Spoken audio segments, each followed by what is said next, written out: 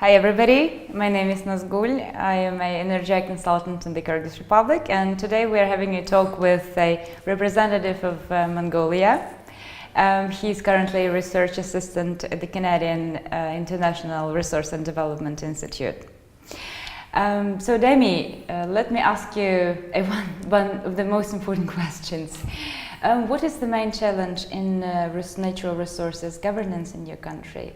Hi, and thank you for having me. And Mongolia is one of the untapped wealth-rich country, and we have such a challenge, of course, and because of we are developing country. Most important lack is that we are in an unstable policy, and we are lack of the institutional capacity, and we are lack of the political stability, and we are lack of the human resources.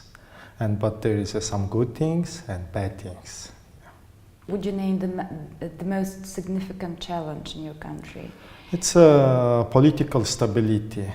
And, with regard to natural resource governance? It affects to the natural resource governance, and of course it affects the whole entire country's governance issues. So you care most about investment climate in Mongolia?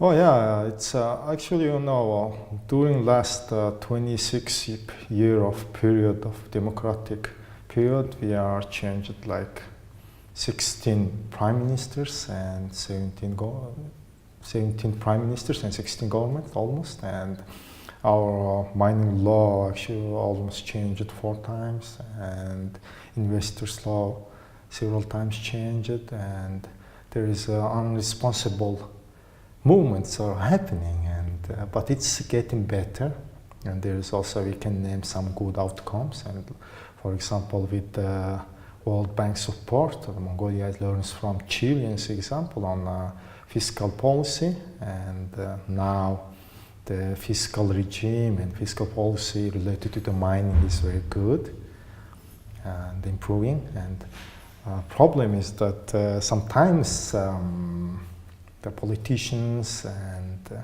rulers are sometimes they're not following the laws. That's the problem. Okay, so actually you named challenges that exist in every developing country. So it's like a human capacity, yeah, like political instability, like a low institutional capacity.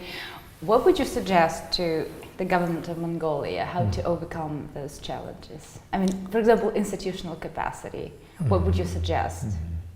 Yeah, it's very interesting that we're having a lot of conversation around our course, and researchers. There is a most important part is that we need to build the independent institutions which will run and which will develop the policies and to suggest and to support for the policymakers to create the right policy and in an effective way.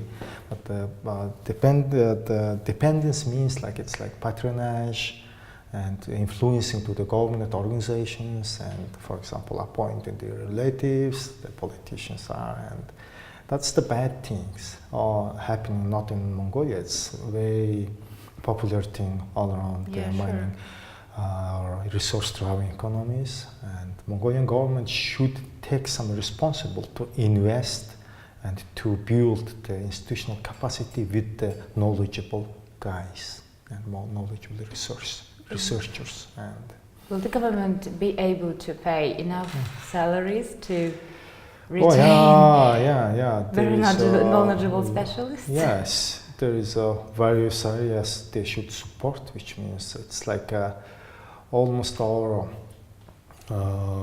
young generations are educated very well, but they are by own is mostly.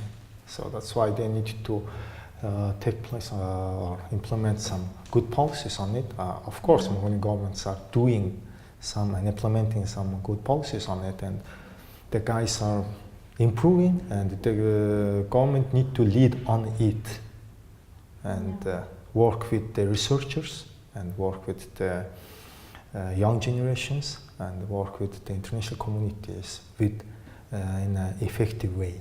Thank you very much for having joined me. Thank you for having me, and we are taking a lot of opportunity to get more knowledge from the NRGI course, and thank you. Okay, Yeah. thank you.